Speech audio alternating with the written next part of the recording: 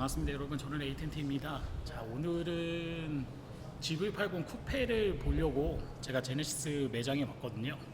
일단은 저도 이제 좀 처음 보는 모델이다 보니까 한번 쭉 살펴보도록 하겠습니다. 일단 뭐 전시장 부스를 새로 만들어 갖고 이렇게 구성을 해서 지금 하고 있어요. 그래서 이렇게 약간 한국적인 모습으로 해서 보여주고 있는데, 자, 전면부를 한번 살펴보도록 하겠습니다. 페이스리프트를 한번 거쳤기 때문에 약간 초창기에 나왔던 약간 좀 부담스러울 수 있는 저 격자형 크레스트 그릴 자체가 조금 변화를 좀 줬거든요. 그래서 안쪽에 들어가 있는 패턴이 따로 있고, 요거는 이제 검정으로 해놨고, 바깥쪽에 우리가 일반적으로 볼 수 있는 패턴은 크롬 도금으로 해놨기 때문에 조금 더 단순한 그런 이미지로 좀 변경된 것 같은 느낌이 있고요. 헤드램프가 각자 이렇게 좀 이렇게 분할되어 있는 G90에서 사용했던 요런 램프를 사용한 것 같은데, 사실 램프는 독일차가 아무래도 뭐 매트릭스 LED라던가 LED 기술이 워낙 발전되어 있는 상황이기 때문에 이거는 따로 뭐 비교하기는 조금 무리가 있지 않겠나 생각이 되고요. GV80 쿠페는 역시 그 제네시스가 가지고 있는 두 줄 라인 그대로 디자인이 되어 있습니다.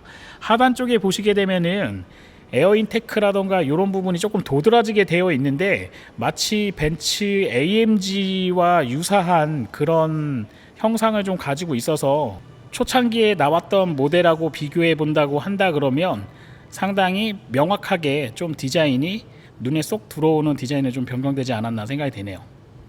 그런데 한 가지 좀 아쉽게 제가 생각하는 부분 중에 하나는, 차 자체는 지금 일반 SUV 모델에 비해서는 약 1,300만 원 정도 비싸게 책정이 되어 있는 상황이거든요. 그 정도의 가격 책정이 되어 있다고 한다 그러면 뭔가 다른 옵션이라던가 이런 부분이 있을 거라고 생각이 되는데, 확실히 현대자동차가 에어 서스펜션이 없다는 거, 이런 부분이 상당히 좀 핸디캡으로 느껴지지 않나 생각이 됩니다. 자, BMW 같은 경우에도 초창기에 나왔던 X6 같은 경우에는 유압 방식의 그런 서스펜션을 제공을 하다가, 최근에는 BMW는 뭐 후륜 쪽에는 에어서스를 좀 적극적으로 많이 장착을 하고 있거든요. 물론 에어서스가 주행 질감이라던가 이런 부분에서 좀 더 날카로운 주행을 하기에는 마이너스적인 요소가 발생할 수는 있지만, 그래도 여러 가지 승차감이라던가 이런 부분에서는 이점이 있다고 생각하기 때문에 고급차로 발돋움하기 위해서 옵션을 조금 강화해야 되지 않겠나 생각이 됩니다. 전면부는 뭐 한 이 정도 보고요. 아무래도 쿠페형 SUV다 보니까 C필러하고 트렁크 리드 부분을 조금 더 유심히 살펴보도록 할게요. 원래 GV80 쿠페가 출시되기 전에 여러 가지 썰이 좀 있었던 것 같아요. 아마 포르쉐처럼 가변식으로 열리고 닫히는 요런 이제 스포일러가 장착이 될 거다 하는 뭐 이런 얘기도 있었는데, 사실 차가 나왔을 때 지금 뭐 좀 밋밋하게 되어 있는 형식으로 되어 있죠. 공기 저항이라던가 이런 거를 좀 생각하기 위해서 현대자동차에서는 좀 볼 수 없는 요런 이제 상단에 있는 에어 스포일러 같은 형식으로 되어 있는 부분이 있고요. 그 다음에 하단에 있는 요 끝부분도 약간 위쪽으로 좀 올려놨어요. 그래서 뭐 공기 저항이라던가 이런 거를 생각을 하고 디자인한 것 같기는 한데, 제네시스가 아무래도 뭐 페이스리프트를 하다 보니까 그 사이에 껴서 쿠페 형식으로 이제 차를 하나 더 내놓으니까 아무래도 큰 변화는 주지 못한 게 아닌가 하는 아쉬움이 약간 남기는 합니다.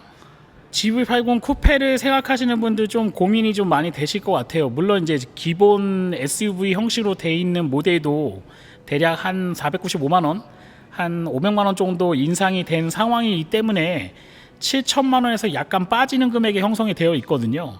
근데 쿠페를 구매한다 그러면 1,300만 원 정도의 가격 차이가 좀 발생하기 때문에, 과연 요 쿠페 형식을 사기 위해서 내가 1,300만 원을 더 이 차에 투자를 해야 되는지, 아니면 기본 모델 그냥 SUV 형식으로 되어 있는 GV80 모델을 구매해야 되는지 상당히 좀 고민이 많이 있을 거라고 생각이 돼요.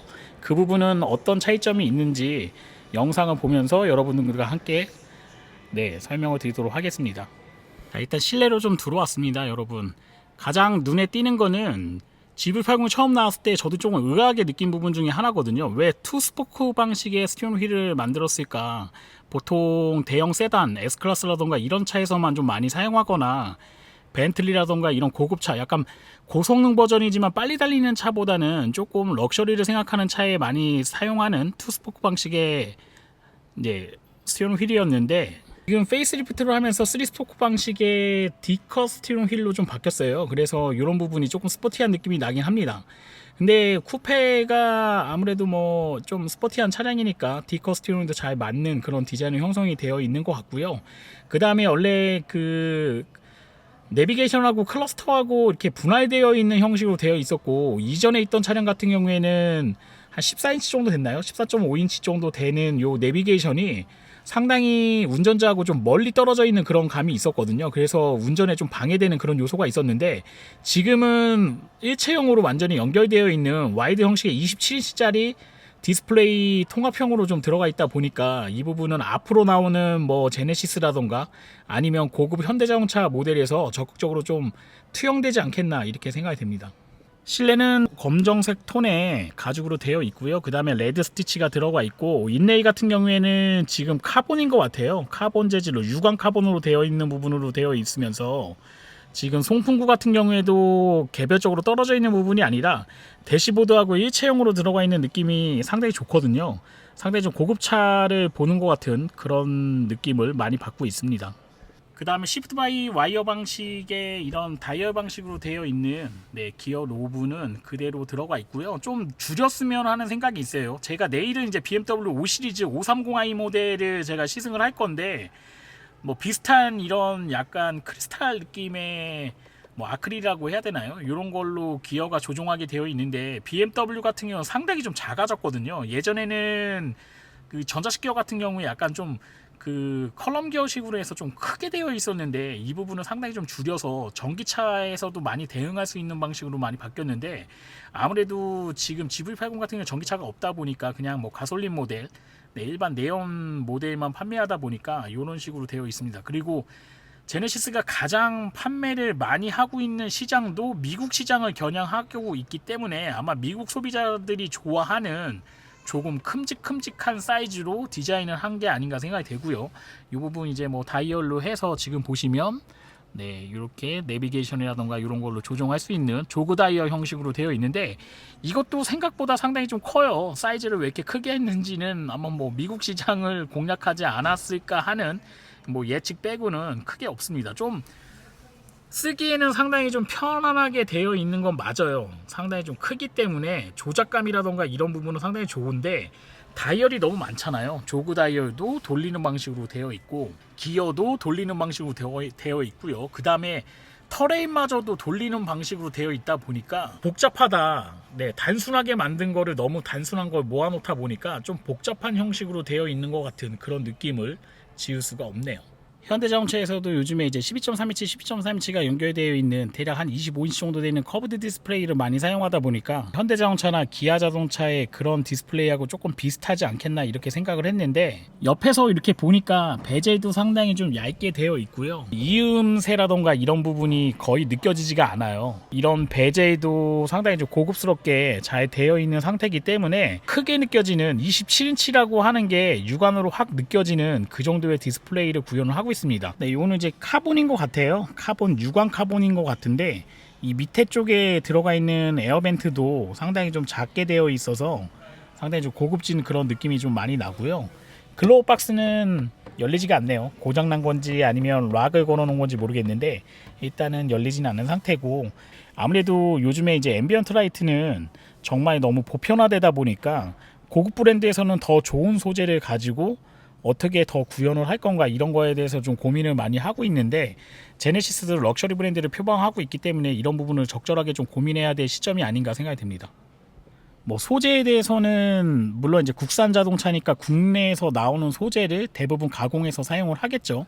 이런 이제 그 A필러 부분은 알칸타라 재질 같은 그런 재질로 되어 있기 때문에 뭐 일반 뭐 패브릭이라던가 이런 재질에 비해서는 상당히 좀 고급스러운 느낌이 많이 들어가 있고요. 그리고 몸이 닿는 부분은 전체적으로 다 가죽으로 감싸기를 한 것 같아요. 그래서 이런 부분도 상당히 좀 고급지게 잘 되어 있고, 제가 제네시스가 처음 나왔을 때 조금 깜짝 놀랐던 것 중에 하나가, 아무래도 우리나라에서는 이런 고급 브랜드를 만들어 본 이제 뭐 부품업체도 마찬가지지만 많이 해본 경험이 없기 때문에 이렇게 가죽 감싸기라던가 이런 부분이 좀 미흡하지 않겠나 생각을 했는데, 실예로 뭐 BMW라던가 이런 차하고 비교해도, 뭐 벤츠라던가 이런 차하고 비교해도 전혀 손색이 없을 정도의 마감 처리를 보여주고 있어서 아마 제네시스 타시는 분들도 그 부분에 대해서는 공감을 충분히 10분 하시리라고 저는 믿고 있습니다.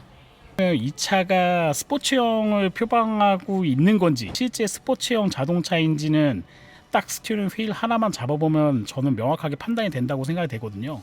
약간 아쉽긴 합니다. 뭐 이런 가죽의 느낌은 상당히 부드럽긴 한데 모르겠어요. 제가 이게 주행해보지는 않아가지고 정확하게 여러분에게 뭐라고 말씀드릴 수는 없는데, 네, 그 일반적인 좀 고성능 브랜드들의 그런 뭐라 그럴까요? 뭐 BMW M이라던가 또는 뭐 AMG 모델 또는 포르쉐라던가 제가 타고 있는 뭐 마세라티라던가 이런 차하고 비교해 본다 그러면 그냥 스티어링을 잡았을 때의 느낌은 조금 차이는 있는 것 같아요. 근데 주행 질감은 제가 안 타봐서 100% 뭐라고 말씀드리기 좀 어렵지만 약간의 그런 스티어링을 잡았을 때의 느낌 차이는 조금 있는 것 같습니다.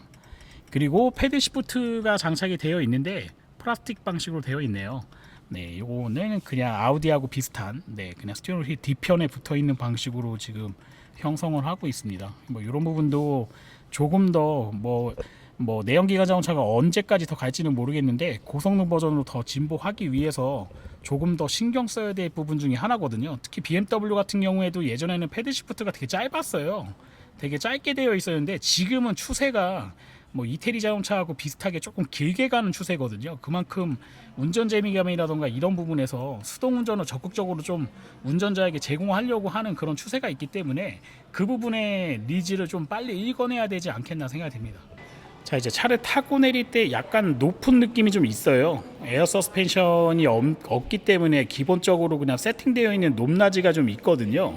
옵션을 추가하게 되면 이게 정확하진 않은데 아마 그 전동식 사이드 스텝이라던가 이런 옵션이 있는 것 같아요. 이런 부분도 아마 조금 필요하다면 좀 장착을 해야 되지 않겠나 생각이 됩니다. 자, 뒷좌석에 앉았을 때에 주먹 한 2개 정도 들어가는 공간을 확보가 되어 있는 상황이기 때문에 가족 단위로 이동하는데 큰 어려움은 없을 거라고 생각이 되고요. 조금 신기한 거는 보통 쿠페형 자동차를 타게 되면 이 헤드룸이 좀 많이 없거든요. 근데 지금 주먹이 하나 정도 들어갈 정도의 상당히 여유 있는 헤드룸을 좀 확보를 하고 있는 상황이기 때문에, 네, 굳이 SUV 일반형 모델을 꼭 뭐 뒷좌석이 넓다, 헤드룸이 여유가 있다 이런 걸로 구분할 필요는 좀 없지 않겠나 생각이 듭니다. 그리고 요 옵션인지 모르겠는데, 네, 요 필로우가 또 장착이 되어 있어요. 그래서 이런 부분은 이제 장거리 운전할 때 상당히 좀 편하지 않겠나 생각이 되고, 네, 제 차에도 없는 이 안전벨트가 빨강색으로 되어 있네요. 고성능 버전 뭐 포르쉐나 이런 차에서만 장착하는 아마 개별 옵션 아닙니까? 이렇게 장착하는 건데 지금 제네시스에서는 아마 그 색감에 맞춰서 이렇게 안전벨트 색상도 변경할 수 있는 것 같아요. 네, 이런 거 상당히 좀 고성능 버전 같은 느낌, 아직 달려보진 않았지만 차 안에서는 그런 느낌을 많이 받을 수 있게끔 되어 있습니다. 하단에 보시게 되면은 C타입 단자 2개 하고요. 그 다음에 220V를 충전할 수 있는 단자가 들어가 있기 때문에 일반 가정용 콘센트도 사용하실 수 있고, 뒷좌석에도 뭐 열선이라던가 이런 것도 옵션에 따라서 아마 들어가는지 모르겠는데 이게 확인해서 한번 말씀드릴게요. 네, 3단으로 들어가 있고, 그 다음에 네, 통풍 시트도 뒷좌석도 제공을 하고 있어요. 이런 부분은 뭐 워크인도 마찬가지지만 일반적인 뭐 브랜드에서는 잘 옵션으로 아주 고급 차에서만 많이 구현하는 옵션인데, 물론 이제 고급 브랜드죠, 제네시스도. 근데 이런 것도 지금 다 제공을 해주고 있는 상황이기 때문에 어느 좌석에 앉으셔도 조금 쾌적한 상황으로 뭐 계절에 상관없이 좀 주행할 수 있지 않겠나 생각이 됩니다. 쿠페라고 좀 작을 거라고 생각이 됐는데 제 생각이 조금 틀린 것 같습니다. 그냥 일반적인 SUV 모델하고 비교해도 크게 차이가 없는 것 같아요. 그냥 제가 눈으로 봤을 때는, 눈대중으로 딱 봤을 때는 거의 한 뭐 500리터나 600리터 정도 되는 정도의 공간이 확보되어 있는 것 같아요. 상당히 좀 넓게 되어 있는 것 같이 느껴지고요. 하단에는 아마 스페어 타이어가 있는지 한번 볼까요? 네, 이쪽에는 그냥 수납 공간 형식으로 되어 있고, 그냥 제가 뭐 제네시스를 뭐 아직 뭐 제가 타보진 않았으니까 딱 말씀드린, 그런데 저도 이제 SUV를 타고 있어서 말씀드린 건데 좀 높은 것 같아요. 전체적으로 타고 내릴 때도 조금 높고, 그 다음에 트렁크도 이 약간 높게 되어 있는 것 같은 느낌이 있어요. 그래서 약 1m 정도 되는 높이로 좀 되어 있는 것 같거든요. 물론 이제 SUV가 많이 높게 되어 있죠. 근데 최근에는 뭐 현대자동차에서도 산타페라던가 이런 차들은 대체적으로 좀 트렁크의 입구 공간 자체를 좀 낮게 하는 편이거든요. 그리고 뭐 무거운 짐을 올릴 때는 좀 낮게 되어 있는 게 좋은데 전체적으로 조금 높게 되어 있는 형식으로 되어 있습니다. 그래서 봤을 때는 조금 높다. 네, 그 트렁크의 초기에 물건을 수납하기에는 상당히 좀 높은 공간으로 되어 있다, 이런 느낌이 좀 있네요. 가림막을 수동으로 하는 3단 접이식으로 이렇게 해놨는데, 네, 이렇게 아주 좋은 재질로 해놨어요. 옆에 보시는 것처럼 천장에 들어가 있는 스웨이드 재질 같은 재질로 해놨는데, 가격이 이런 것 때문에 좀 상승된 게 아닌가 생각돼요. 쓸데없는 데다 돈을 쓴 것 같아요. 저도 지금 수납되는 요 가림막이 있는데 이거 그냥 집에다가 거의 한 1년째 그냥 창고에다 넣어놓고 있거든요. 왜냐면 SUV를 타시는 분들 다 공감하실 거라고 생각이 돼요. 이렇게 가림막이 있다고 하더라도 뭐 캠핑이라던가 이런 거 한번 가게 되면 사실 이게 필요가 없거든요. 고급 재질로 할 필요는 없는데, 아무튼 캠핑이라던가 이런 외부 액티비티 안 하시는 분들한테는 상당히 좀 고급스러운 그런 재질의 가림막을, 네, 제네시스 GV80 쿠페를 구매하시면 얻어가실 수 있다, 이렇게 말씀드리겠습니다. 오늘 제네시스 쿠페 리뷰는 여기서 마치도록 하겠습니다. 처음 만들어보는 자동차이기 때문에 우리가 생각하는 기준점하고는 다소 다를 수는 있으니까요. 이 점 참고해 주시면 좋을 것 같고요. 다음에 더 유익하고 알찬 영상으로 여러분들과 찾아뵙도록 하겠습니다. 저는 에이텐트였고요. 좋아요와 구독 신청은 제가 좋은 영상을 찍는 데 큰 도움이 됩니다. 여러분 고맙습니다.